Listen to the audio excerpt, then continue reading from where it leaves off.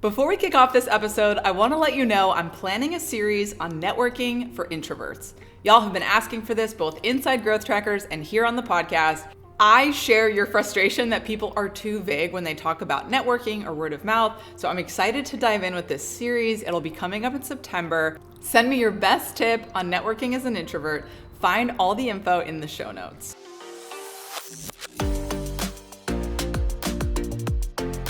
Everyone has an email list, or so I like to say, because you have several emails in your possession. I always recommend service providers start their email list with clients and supporters, rather than bother too much with forms and flows. If you're just getting started with your email list, I covered a lot of tips on this in episode 2 of the show, but you can kind of see how getting from 0 to 100 is fairly straightforward if you've been emailing people at all in your business. I'm in the middle of making a pivot away from being a service provider and towards more of a creator monetization model. And this has repositioned how I see my newsletter. In the past, I really wanted that list to be a highly qualified group of past clients, of amplifiers, of connectors, of partners, and of prospects for the things that I offered. Now I'm seeing my newsletter as more of a product in itself, and I'm looking at ways to monetize that in the future. And so it's less important to me if the people who read my newsletter buy something from me. I just need them to be interested, opening it, and clicking on issues. And that brings me to today's topic. I've found a lot of growing pains between 100 and 1,000 subscribers. And for context, my list is right now around 800 subs. In this episode, I'm gonna share some of the things that I've been trying to get the list to grow in a healthy way, in hopes that it will inspire ideas as you run email experiments, or get you thinking about how your email list growth is really a set of experiments. I'm Lex Roman. I'm here to help you make smarter marketing bets so you can spend less energy booking your best clients. Welcome to the Low Energy Leads Show.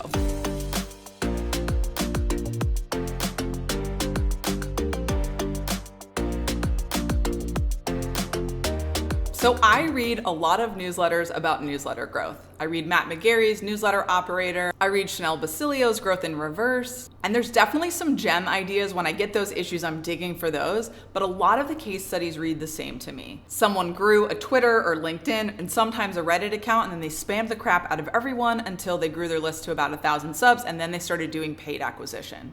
I don't know about you, but this does not sound like a fun plan to me. If you've been listening to this podcast, and you know I've been divesting from social media, and the idea of leveraging social in this way is really unappealing to me. While I acknowledge that a lot of newsletters are growing through specifically Twitter and LinkedIn, I don't really want to take that path. I also don't think this is a good approach for service-based businesses. It really is an approach that works specifically for creators because you're not qualifying an audience on social media very much. When it comes to marketing, you have to choose things that are not just going to be effective, but are going to be things that you're going to be willing to continue doing, which in my case, I'm divesting from social media. I don't want to be forced to show up there. And so I'm okay with slower growth as long as I can do that work somewhere else. As I mentioned at the top of this episode, I started my email list with existing clients and partners. So I didn't start from scratch. I didn't just launch a newsletter at 0 subscribers and put a form out there and sort of hope for the best.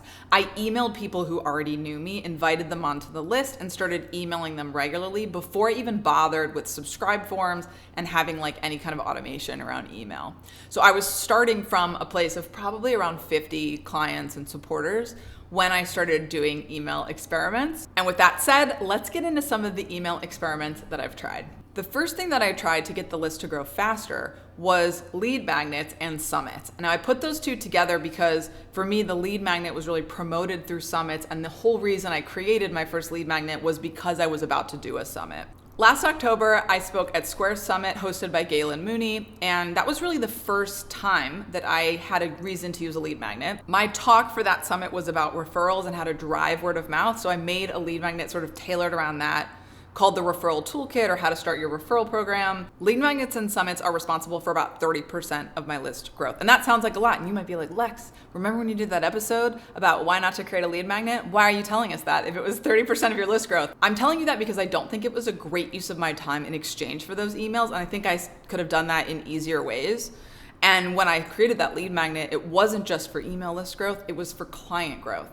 And so a lot of my goals have changed, and now I find myself looking back at that lead magnet and thinking it doesn't quite ladder up to the things I offer now, the way that it maybe once did. I go into this in the episode about why I don't think you should create a lead magnet, and it just adds a lot of complexity. If you want to shift something in your business, you now have to go back and fix 5 things as opposed to 1. In my case, it was also paired with a summit strategy. So I spoke at several summits, and that's how the lead magnet mainly got out there. And that was a huge time suck. I am actually pretty opposed to summits now. As someone who used to do a lot of paid public speaking, it's really hard to swallow the idea of speaking for free in exchange for email addresses. I can honestly pay for email addresses for much cheaper than the time it takes for me to put together a talk. So I've just become not a fan of the lead magnet or summit strategies. And so even though this is responsible for a big part of my list growth, it's a strategy that I have fully retired at this point. Experiment 2 when it comes to growing my list is where the subscribe forms go. When I started my email list, as I mentioned, I didn't really bother that much with subscribe forms. And then when I did the lead magnet, I mainly promoted the lead magnet rather than a general subscribe form. I have since shifted that, and over the course of probably the last 6 to 8 months, have explored where should that subscribe form go. And so if you go to my website, you'll notice that it's everywhere. It's on the podcast, it's in my footer, it's throughout the blogs, it's at the header, it's my main call to action on the homepage. And because I use the subscribe form in so many places, having high quality embed forms that look really nice has become really important to me. And that has dictated my choice of tool when it comes to my email newsletter list. So I had an issue with Flowdesk early on where I could only put it one time in my blogs. And I was just like, this is not gonna cut it for me. I need it to be more than one place. I want to have a general subscribe higher up. I want to have a growth trackers waitlist lower down. Both of those are going to Flowdesk. They couldn't figure out how to load that twice. So I ditched them a long time ago and moved over to MailerLite. And now I'm also using Beehiiv, which I'll talk about in a second. Now the subscribe forms themselves are not necessarily a list growth mechanism in the way that they don't drive anything themselves. However, they capture interest on the site, right? So if people are coming to the website before, they might have been missing the fact that I had a newsletter at all. And now no one is missing that. If you are coming to my website, you're aware that I have a newsletter, and I am making that the main call to action everywhere. We interrupt this episode to bring you an important message from our sponsor. If you're a web designer or want to be, give a listen to the Somewhat Useful podcast with hosts Will Myers and Christy Price. These Squarespace experts explore the world of digital entrepreneurship and web design. Will and Christy provide actionable tips for helping your business run smoothly, navigating the client process, and working smarter, not harder. All combined with hot takes on the advantages and pitfalls of solopreneur life. Check it out at somewhatusefulpodcast.com or on your favorite podcast app.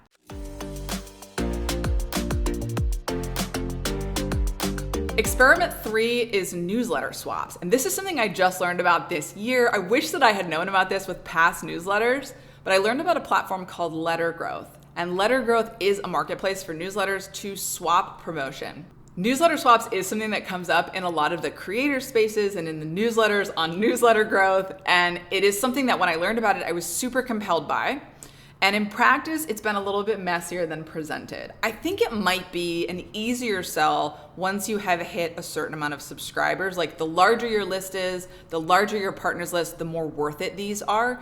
For smaller creators, I'm on the fence about these. So the way that a newsletter swap works is you find a related newsletter where you both reach the same audience, hopefully in a different way, and you swap promotion. Letter Growth and other platforms like that don't necessarily dictate how you collaborate, so it's up to you to come up with how you want to partner with other newsletters. And this is the part that's gotten kind of messy for me, what that CTA is, how I write the message, who those partners are, how I track that information. All of that has just gotten to be more work than it's worth. And then in the metrics, I've seen that it has driven traffic, but not necessarily subscribers. I just feel like I need a little bit more clarity on who those newsletter partners are and what exactly that CTA should say. So it becomes a little bit more of a system. So far, those experiments have not paid off that much. And so I'm actually sort of downplaying this strategy myself. My partners, however, have had good ROI on my newsletter audience, reporting back something between 10 to 50 subscribers, which is great for my newsletter list size.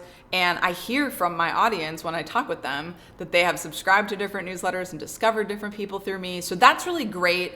And overall, I'm supportive of like the partnership collaborative ecosystem. Even though these experiments haven't paid off for me per se, it's been an important learning that I think will bring me to my next tier of collaboration strategies. I would encourage you to try this one out because I think it can really open your mind up to the ways that you can work with other businesses, even if newsletter swaps aren't the answer for you.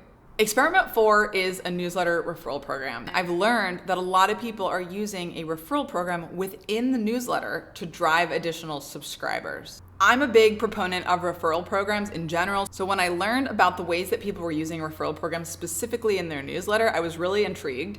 I Googled around and found that people were recommending SparkLoop as a newsletter referral program plugin. So I signed up for SparkLoop and installed it in MailerLite. I had a lot of technical issues using SparkLoop. They weren't that friendly with MailerLite integration. Overall, I found it to be not that user-friendly of a platform, and they weren't that interested in supporting small creators, which was evident by the way the product is designed. While a lot of larger creators were saying that SparkLoop was effective for them, I found that as a smaller creator, it was not that effective for me. And it was way more costly than it was worth for the amount of subscribers that I got from it. Instead, I moved over to Beehiiv. I've been much happier there, and I'm going to talk more about why I love Beehiiv in a second.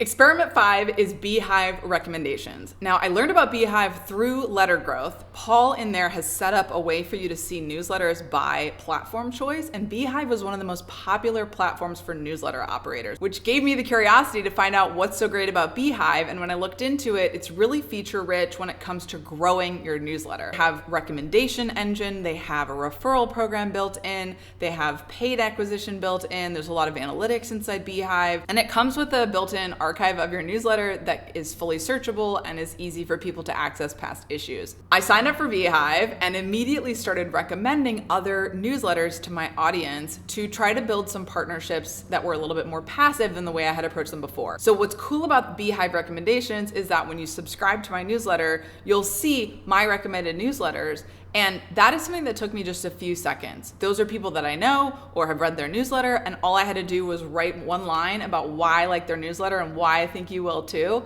and then it just shows in a pop-up. I don't have to talk to those people. I don't have to negotiate any kind of partnership. It just pops up and it'll show them that I'm recommending them. And so in turn, they often recommend me. I've now gotten about 12% of my current email list from Beehiiv recommendations. That has worked so well. And I want to give a particular shout out to Soren Iverson, who has sent me a lot of those subscribers. Soren's newsletter is like taking off. And so he's kindly recommending me through Beehiiv, and that has been a huge driver of list growth there. I've had a couple other Beehiiv creators ping me to say that they've already been recommending my newsletter, and that has been working really great. It's a little bit more passive than the newsletter swap strategy, so I'm a huge fan of Beehiiv for that and for many other reasons, which I'm not going to go into here, but I might do a separate episode on Beehiiv. Let me know if you're interested in that. Experiment 6 is making my newsletter my main call to action.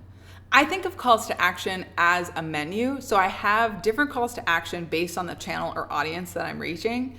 And depending on how long you've known me and where you're finding me, I'm going to give you a different call to action. But I have simplified this quite a bit by making the newsletter my default go-to call to action. Because I know that if you're on my newsletter, you're going to hear about all the other things that I'm doing. So I just stopped worrying about giving buy-ready calls to action and browser calls to action. And instead, I just give the newsletter call to action. So whether I'm at a meetup, or I'm at an event, or I'm speaking in a video like this one, I'm always gonna give the newsletter call to action. You'll find this call to action in my LinkedIn profile, you'll find it in my email signature, it's everywhere.